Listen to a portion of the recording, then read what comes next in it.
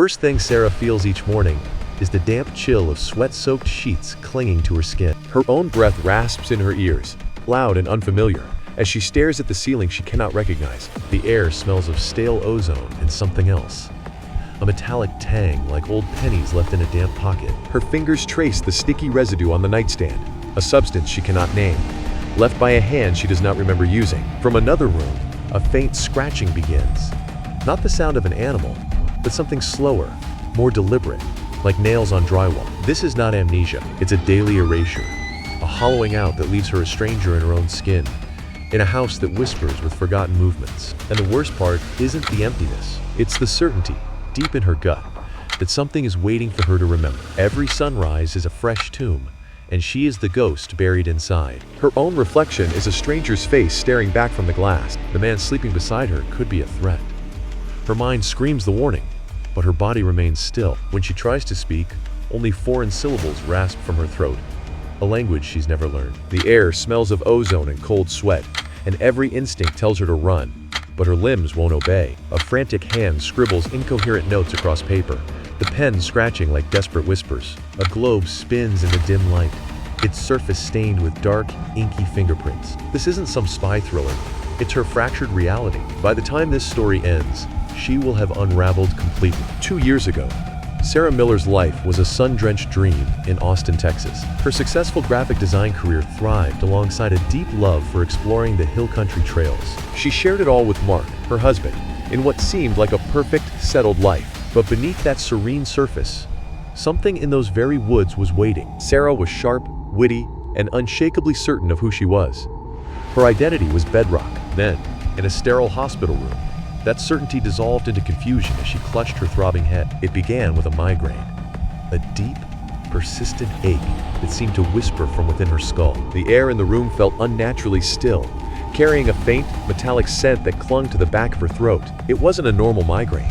It was a thunderclap headache that slammed her into the emergency room. Scans revealed a minor, unexplained blip in her brain's language center, the left temporal lobe. Doctors dismissed it as a transient anomaly, their sterile voices echoing in the cold room. They sent her home with painkillers, assuring her she was fine, the scent of antiseptic clinging to her clothes. Sarah's eyes met mine that first morning, empty and wide with mute terror. In my recorded diary, you can hear me trying to sound normal.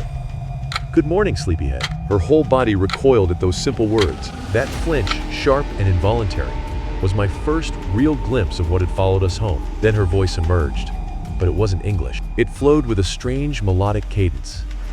Italian, perhaps? Yet Sarah doesn't speak a word of Italian. The air in the room thickened with the scent of ozone and damp earth, while a low, rhythmic scratching began from somewhere unseen. Her words were fluid and hypnotic, each syllable hanging in the cold, sticky air like a whispered secret from another world. A primal dread took hold, freezing everyone in place as the unrecognizable language filled the space, both beautiful and utterly wrong. Days were methodically crossed off a calendar, but Sarah's journal entries revealed something far more disturbing. The scripts flowed across pages in languages no one in the house could read, written in Sarah's own hand yet foreign to her waking mind. Then, come morning, it simply vanished.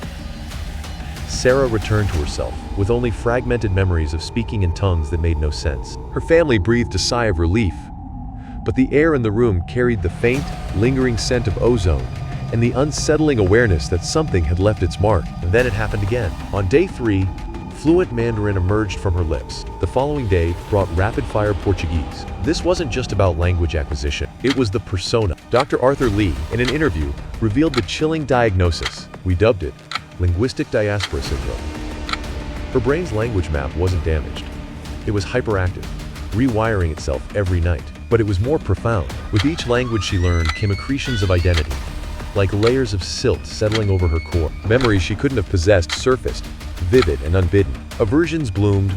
Once loved foods now tasted of ash and salt, their scent triggering a deep, visceral recoil. Then, in a moment of perfect, unaccented Greek, she was utterly convinced she was a fisherman's daughter from Crete, the conviction as solid and cold as sea-worn stone. Her tears weren't for a husband present, but for the ghost of a father she'd never known. Mark, his voice frayed to a whisper, gestured to a closet crammed with meticulously labeled boxes. Every night, my Sarah prepares a survival kit for the stranger who will inhabit her mind at dawn. Each morning, I face a woman wearing my wife's face, speaking in tongues I don't understand, her eyes holding a chilling, foreign vacancy.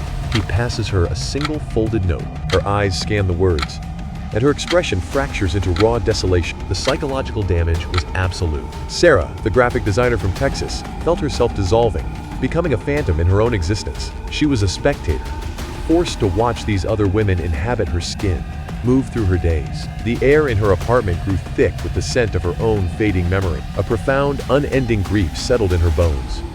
A constant mourning for the person she used to be, now lost forever. Then came the mourning of the Farsi speaker. This wasn't a confused woman. A guttural, unfamiliar language tore from her throat as she pointed first at Mark, then at the door. The air grew heavy with the scent of ozone and a deep, primal dread. Her terror was primal, a wild thing convinced Mark was her captor. The idyllic Austin home became a prison of polished hardwood and floral wallpaper. In her fractured reality, she was a journalist from Tehran, her will shackled. The air in the house carried the faint, metallic scent of her imagined captivity. Mark's voice trembled as he recounted the horror.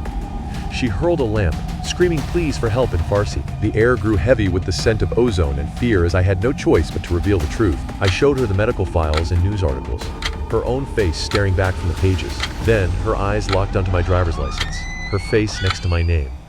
A reality that shattered everything. The look in her eyes wasn't disbelief. It was utter, world-shattering horror. The air grew heavy with the metallic scent of ozone, as if reality itself had just fractured. It was the realization that she was the impossibility. She appeared hollowed out, emptied from within. Sarah stared into the camera, her voice a flat, deadened monotone. "That was the worst part," she whispered, the air in the room growing thick and stale. The moment the Farsi woman realized her memories, her fears, her entire life were just phantom limbs of my shattered mind. I felt her consciousness unravel and dissolve into nothing, and I was left here, feeling like a murderer. I kill a woman every morning when I wake up. Desperate, they tried an experimental treatment: sensory deprivation. The theory was that by limiting all input, her mind would lack the stimuli to forge a new identity. They sealed her in a lightless, soundless chamber for a full 72-hour sleep cycle. The door swung open, flooding the darkness with harsh, artificial light. Mark stood frozen, his hopeful expression a fragile mask over the dread coiling in his gut. A wave of cold, damp air washed over him, carrying the faint, metallic scent of old iron and something else.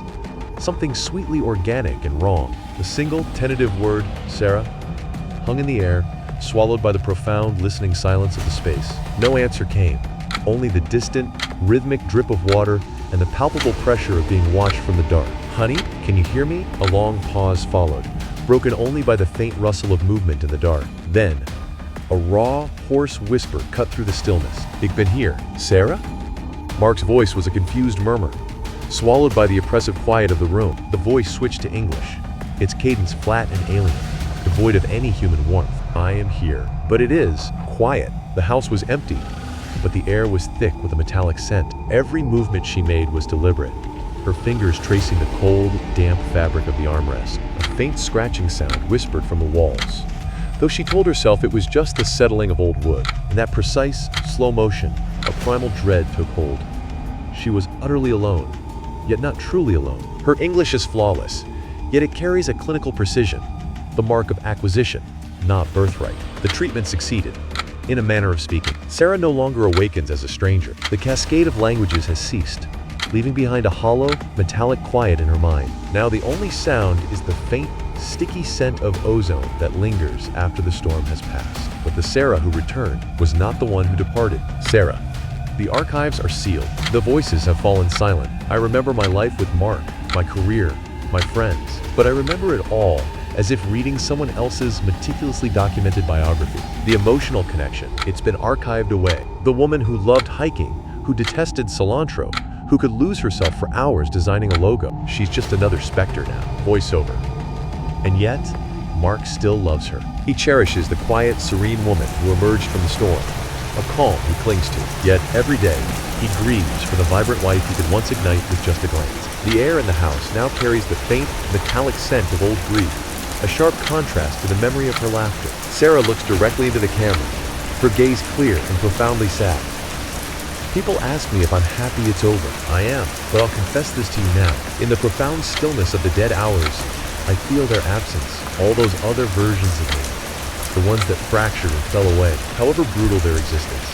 However agonizing the chaos they carried, they were vitality itself, and in this hollow quiet, I mourn that raw, terrible aliveness. The sensation of their consciousness lingered like a phantom touch, a residue of existence that refused to fade. Now, a hollow uncertainty gnaws at me. Did the procedure truly cleanse what I was, or did the final iteration of my mind simply fail to dislodge? The air in this room carries the sterile scent of ozone, yet beneath it whispers the coppery tang of old blood. A deep, primal dread has taken root, freezing my thoughts as I strain to hear if the scratching from the walls is memory or reality. Sarah gazed at the Texas sunset, her reflection a ghostly veil against the inferno of the sky.